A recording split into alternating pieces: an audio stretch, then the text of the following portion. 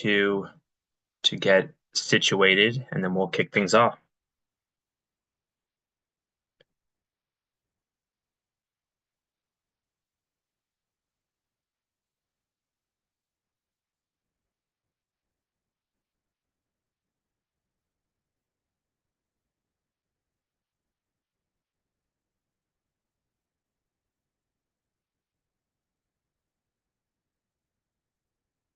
Awesome. Great. Well, I want to welcome everyone to our webinar, Adapting to Tariff Pressures and Strategies for Retail Success. We have a very exciting agenda planned today, a very timely one as well. So we thank you for all being with us along the journey. And we have a very exciting co-host, Danny Tan, joining us, who is the Marketing Business Unit Lead for Planning, Pricing, and Inventory Solutions at Centric Software. Centric Software aims to transform businesses by optimizing product development, streamlining operations, and fostering collaboration across global teams. Centric supports over 18,000 global brands and retailers across fashion, apparel, luxury, manufacturing, consumer goods, and more. They have supported the concept of the right aisle versus the endless aisle with their end-to-end product solutions such as PLM, PIM, pricing, and replenishment, and more. So very excited, Danny, to have you with us today. Thanks. Look forward to it. In terms of our agenda, we'll start with painting a picture of the current macro environment, discussing the recent tariff announcements and implications, the early impact we're starting to see on consumer sentiment, the impact on spending from our most recent retail sales data, as well as some of retailers' reactions and strategies since the recent tariff announcements. Then we get into the fun part. We dive into strategies that retailers and brands can take to offset these looming pressures from tariffs, with a focus on staying agile, innovative, and customer-centric. Danny will present case studies as well as data that help companies drive customer loyalty with the premise of safeguarding their margins amid some of this uncertainty. At the end, we'll take on some questions, so we encourage everyone to use the Q&A function throughout the webinar, and we'll do our best to get to those at the end of the presentation.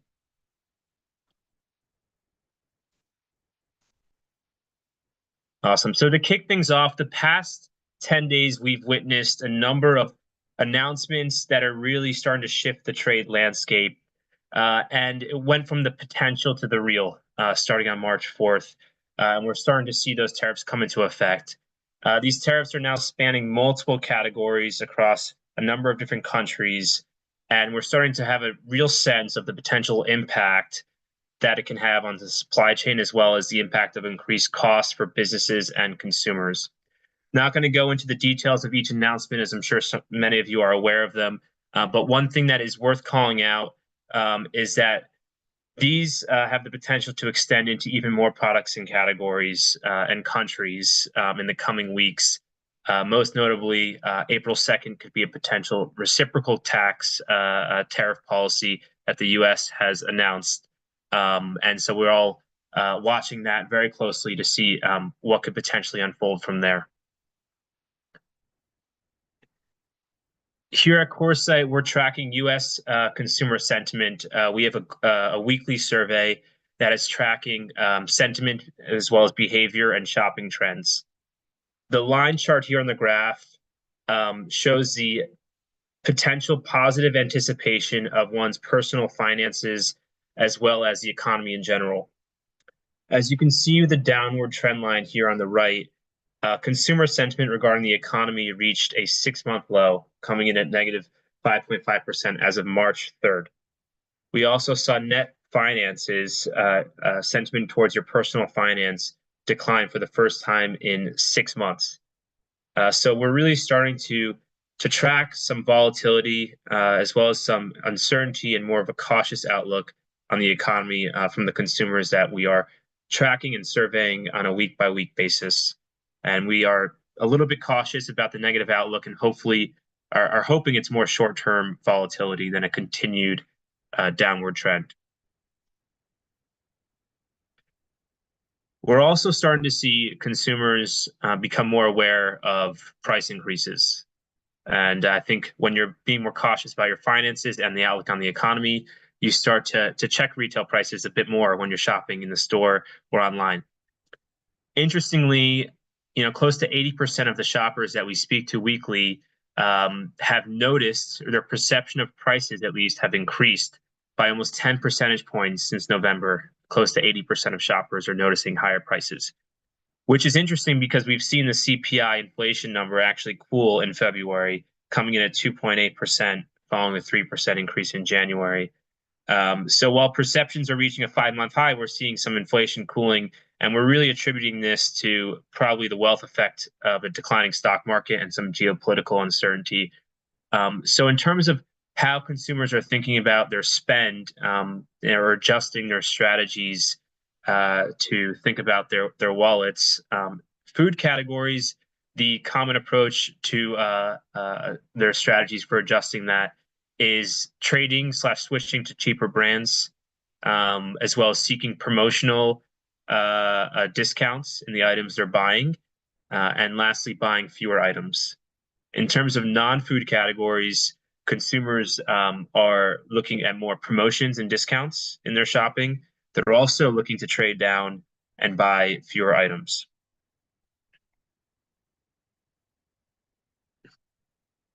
If we look at retail sales for February, this was a notable decline, and we believe that the consumer sentiment is impacting their ability or willingness to spend. February was the first decline in total retail sales, excluding gasoline and autos, since April of 2020. So a significant decline, down 0.2% year over year. That follows 3.9% growth in January. It's worth noting that February of last year had an additional day in the calendar due to leap year, but still the impact of this spend is significant to track. In terms of shifts, we're starting to see discount and dollar stores benefiting more in terms of categories spend. We're also still seeing a solid spend in travel and hospitality, while restaurants and dining out, we've seen some short-term declines.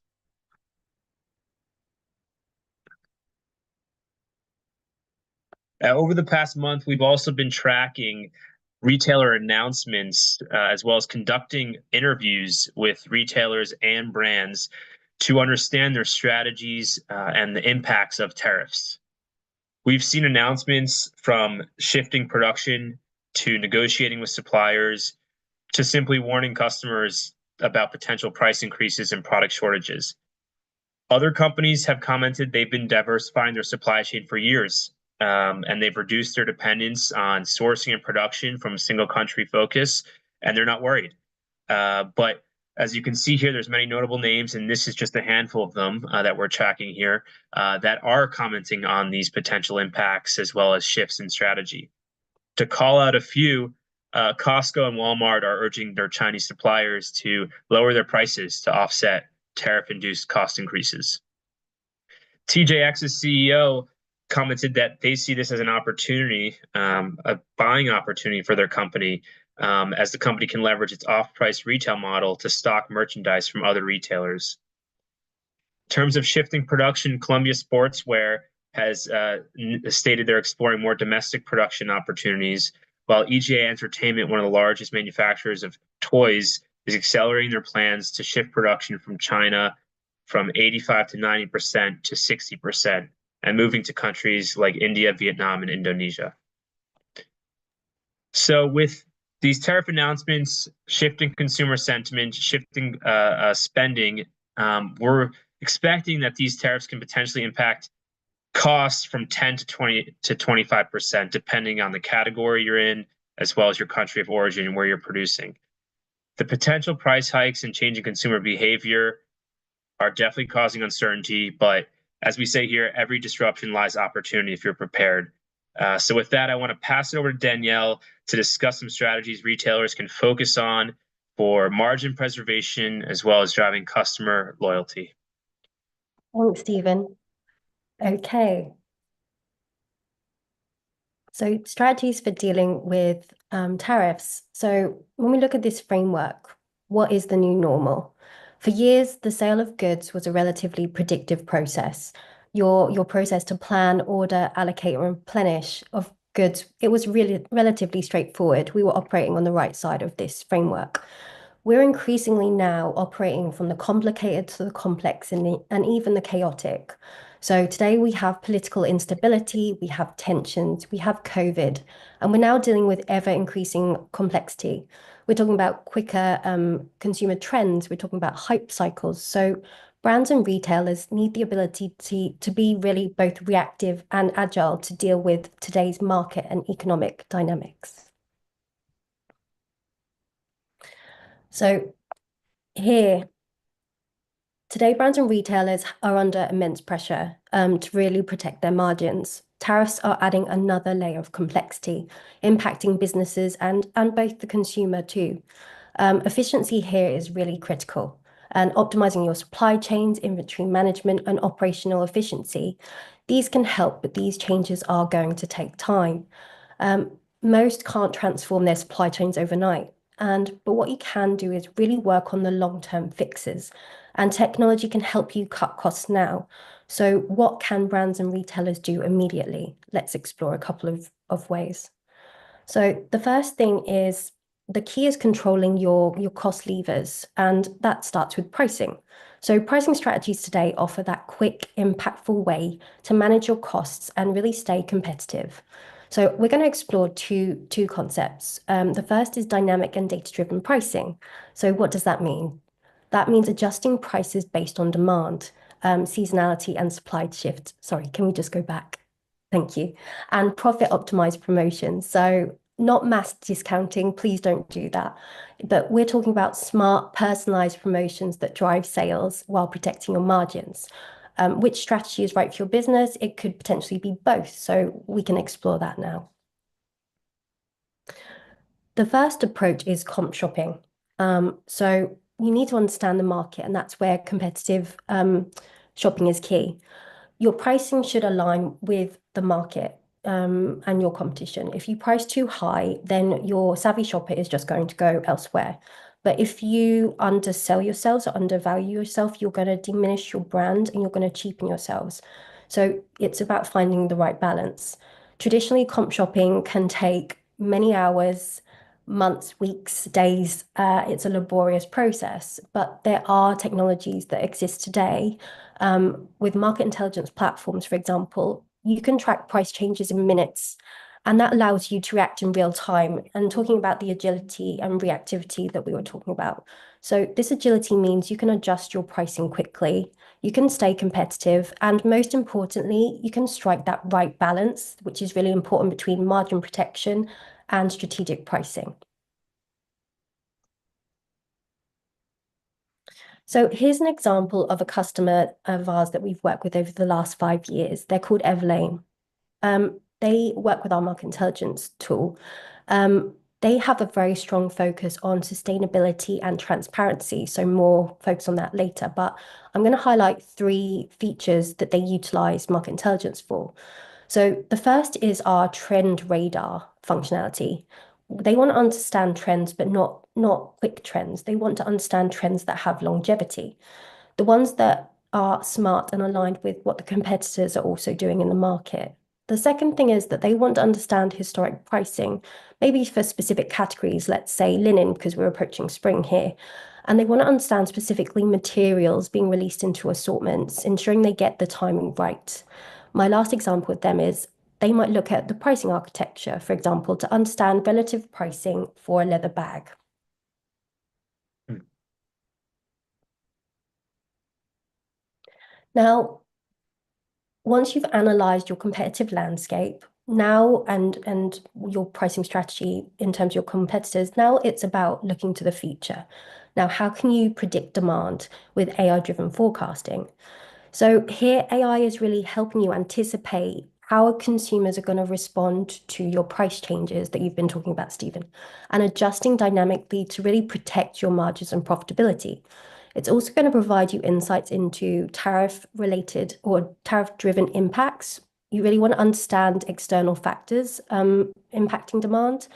Again, avoiding mass discounting. We're talking about when it comes to end of season clearance, adapting pricing automatically as your demand fluctuates. and real-time pricing adjustments, adapting pricing automatically as demand goes up and down. The point is here, brands can then make data-driven decisions. They can again stay competitive and drive profitability.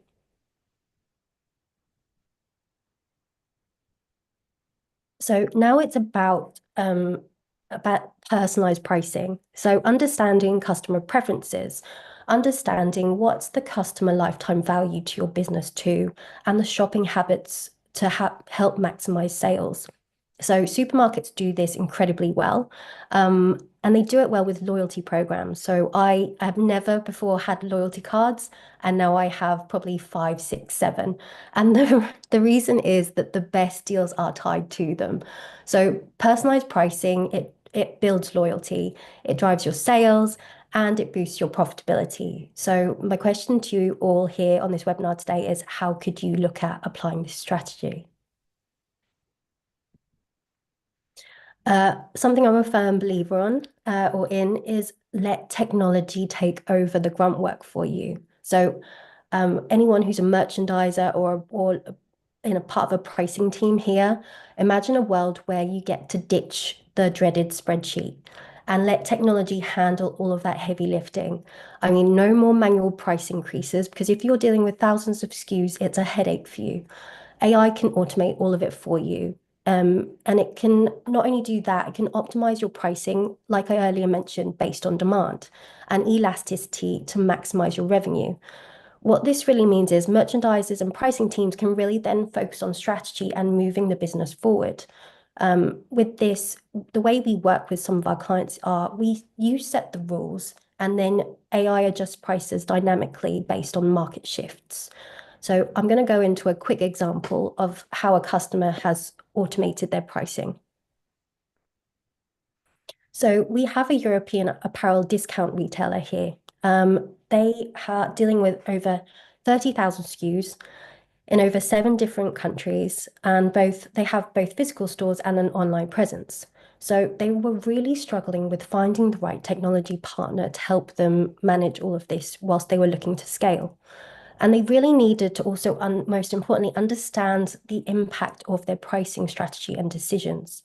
So as a result of working with us, they automated all of this pricing at scale. They were able to work in more of a hands-off approach and only manage by exception. They resulted with an 8% sales increase, a 6% gross margin increase. They were able to deal with the complexity of automating 30,000 plus SKUs across so many geographies and both omni-channel. And also, most importantly, I think, is understanding the impact of their pricing strategy. Danny, quick question. So you just went through 4 different pricing strategies: competitive pricing intelligence, rule-based or automated pricing technology, personalized pricing, and kind of demand-based, demand signal pricing. Mm. Is there an order that you typically see your clients in terms of how they adopt these pricing strategies, or what's typically kind of the step-by-step adoption, or where would you recommend getting started if it's a company that is very early in terms of their technology-based pricing strategy? I think the first step, really, one of the biggest quick wins for you is probably competitive intelligence. It's something that can give you, it's such an ingrained process. But then if you are looking to optimize and see value very quickly, then that is where pricing and inventory optimization, that's a tool that we can implement very quickly. And you can see and track ROI very quickly within a matter of a few months. So if you are more focused on market intelligence, comp shopping, definitely start with that approach. But if not, I would definitely say go with our pricing. Our pricing inventory tool includes demand forecasting. So you get the best of both worlds from that. Awesome. Okay, so when prices rise, how do you retain your customers? So I'm going to cover a couple of centric customer examples that focus on non-pricing differentiators to boost perceived value. So it's about investing in high quality fabrics, ethical sourcing, and premium finishes. So take Everlane, we mentioned them earlier. And when I said that they were focused on transparency, they go one step further. They offer pricing transparency, helping customers understand and justify their pricing in this example on screen. So it's not just about cost, it's about value. And how could other brands do the same, for example? So here, maybe you want to communicate the elements that make your brand or your business truly unique. Maybe it's about enriching your product description. So here you really want to take your best foot forward and you really want to look at how you're communicating. Maybe it's via third parties too. And what does that experience look like? How you speak on Amazon versus how you sell on Amazon, Instagram and Amazon are going to be very different. Mm. So the concepts really need to be tweaked and reworked, but ask yourself the question of what is the most important element you want to communicate by each product. You mentioned about the right aisle strategy. So how many times have you walked into a store, Stephen, and or people here on this call, and you really appreciate the thoughtful layout, the curated assortment, and an experience? Everything is simple. It feels like this store was made for you, and you're Not shopping many it. times. So, well, there are some retailers that are doing it right. So instead of trying to be that Amazon of everything to everyone, really here, you want to think about those curated collections that align with your consumer demand, right? It's about using insights to justify and really eliminate underperforming SKUs. Get rid of the rubbish. Not saying your products are rubbish, but get rid of things that aren't driving profit for you.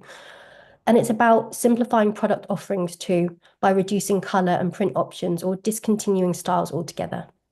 The data on the screen highlights here from these examples that the brands on the screen have reduced their product and style count by about 10%. And this is data we pulled from our market intelligence platform. I also did some research just to see how are some of these brands performing in terms of revenue. So Dick's Sporting Goods, last year they got 5% comparable sales growth. New Balance sales jumped 20% in 24, and they are focusing on their stores. Urban Outfitters annual revenue, that increased by 7% too. And Dan, I did see just one question pop up here. Um, so it's going back to actually first section. How can retailers be a step ahead with AI-powered demand forecasting? Does the data help retailers be preemptive? So I guess more thinking about upstream implications in terms of the technology to have the right products so that you can optimize the price for the highest sell-through. Yeah, so demand forecasting, you should use there's kind of two demand forecasting as part of your retail planning process, but then it's also reforecasting as you have your in-season Mm, process as well. So demand forecasting at the beginning will try and give you the most accurate looking at historic and also demand factors as well. It'll also look at new performing products, maybe if you're looking to fit a new product category or a new white space in your assortment. But as sales start to go on, when we have the chaotic events happening or the complex with new tariffs being implemented, demand forecast will reforecast and reallocate based on the needs of the business. got it. That makes sense. And a question from Mike here, relevant to this slide, is does your model take into account the labor costs of changing prices in the store? Oh, that is a good question. I'll have to take that offline and get back to you. I hope that's okay. Yeah, of course. Okay, now let's talk about premiumization and product innovation. So here you're really looking to justify your price increases with the examples on the screen. So craftsmanship and design, performance benefits. So think sports brands, what they're doing with their trainers when they're emphasizing the latest technology. When you're talking about beauty, the latest ingredients, fragrances and health benefits and supplements. Also sustainability and innovation. But the two examples I'm going to highlight talk about limited edition and collaboration drops. So two customers of ours, ASOS, launched their Arrange premium brand with a focus on design and elevation, as reported by the Fashion Network. Here, they're looking to attract maybe a higher value clientele with higher disposable income. And here we've got Gap and Doen, where they've done a really successful collaboration, offering affordable options to a wider audience. This exemplifies what we call the halo effect. And it means you can reach new customers and create positive associations with the brand. Mm. And I've got some fun last examples Mm. just to kind of finish. So this is something that hopefully won't cost you anything and your marketing or e-com merchandising teams. It's social media broadcasts, my first little example. So the younger generations, Gen Z, for example, Gen A, they use social media, we know, to discover new brands and new products. And it's about tapping into the latest tools is crucial to stay ahead and top of mind for them. The point is you want to meet them where they are, right? And broadcasting channels, WhatsApp, Instagram are just some of the latest marketing tactics to do so. The second one is quite fun and out there, but immersive retail. So a brand called Mad Happy, they define themselves as a clothing community of optimists. So they introduced their local optimist space, which is a rotating multimedia experience inside their West Hollywood location. So they work with musicians and visual artists, and it's part of their drive to create that community that we've heard a lot about. And they really want to extend beyond and break out of the barrier of traditional retail experience. And one last example is treasure hunts. So we're coming up to Easter, both virtual and online. So treasure hunts in all forms, they offer that really fun and interactive way to engage with consumers and bring that playful gamification twist with engagement. So brands are really tapping into the playful side here, and we're looking for good deals by hiding Easter eggs. Maybe it's an Easter egg discount code, and this could be on your website, this could be on social media, this could be on your email comms, but also more increasingly, they're going out onto the physical street and they're live streaming that as well. So, just in summary, delighting the customer is really what our business in brands and retails and here at Centric is what we are all about. And in the future, going back to that framework that I mentioned right at the beginning, brands, they're going to need to be able to dealing with complicated and chaos. You need to be able to not only probe, you're going to have to sense, you're going to have to respond, you're going to have to categorize, and you're going to have to analyze. That's going to take a lot of time. So with using technology and tools, here at Centric, we have all of those tools that can help you in the shorter and those longer term strategies. So if you would like to speak to any of our specialists internally on how we could help you future-proof your business, please don't hesitate to get in touch. So thank you. Awesome. Thank you, Danny. Few questions from the audience, and that last section I think is a really interesting perspective because you talked about the opportunity for brand storytelling, merchandising, experiences beyond, thinking about your supplier relationships or production or manufacturing or pricing. There's a lot of opportunities beyond thinking about kind of the operational side of the business to offset some of these pressures that we're experiencing. So thank you for that perspective. But being here today, we obviously have some questions more on the tech side as well. So, one of the questions was going back to the in-store example, with unit shelf tag requirements, how do you manage dynamic pricing if you're able to have that type of real-time pricing changes in the store? So, quite timely, I guess. There's something you can do in terms of shelf pricing. So the first thing is about understanding how much stock you're selling. We just acquired a new company called Content Serve, and they offer shelf analytics. Not only that, but also online retail space. So once you tie that in, you can really get a good sense of demand. We are seeing a lot of electronic pricing technology come into the market too. So that's definitely something that you also want to incorporate. Yeah, that makes sense. Yeah, ESLs and other technology categories. Going to your competitive intelligence data set, question here from Chris is how do you get access to the competitive intelligence data for your benchmarking analysis without breaching confidentiality? Sure. So It works in a similar fashion to, say, a sky scanner. So this is all publicly available data, and the way we're able to do this is by scanning websites for the latest price changes, changes in assortments, for example. We can also track things like promotions. We can really then look at taxonomy, language. We can look at price changes. We can look at assortment architectures. So that's how we handle that. Awesome. That is really helpful. Um, and then here, a last question from Manish. I believe SKU rationalization works best for make to stock. Um, could you also share a list of any strategies you think would be effective for make to order businesses given the price risk scenario?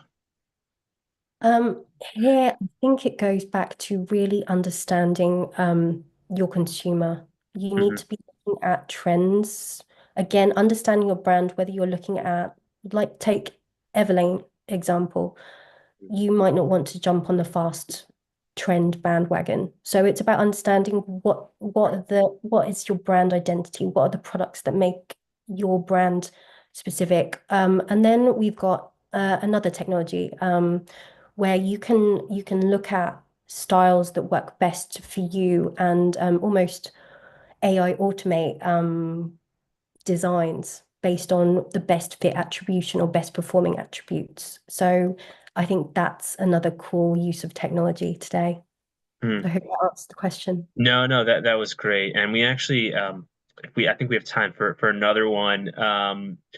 So what do retailers need to be ready to think about adopting the automated pricing reset function? Like what data readiness or Hmm. what you know by a business functional leader needs to be in place? Like what does a retailer need to to be ready to consider implementing that technology? I think the first thing is be willing to change. Mhm. Be willing to look at yourselves and be willing to change. The second thing is your key decision makers. So aligning, having the conversation with your director of merchandising or your head of buying, your head of pricing, depending on the size or how your store, based on how your business is built.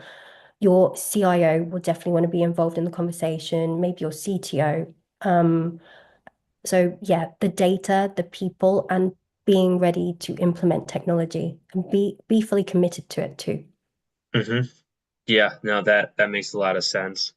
Um, So yeah, I think that can wrap here. We have some more questions that we'll follow up after the webinar, but we will make a recording available to everyone, and the presentation itself will be published on coursesite.com.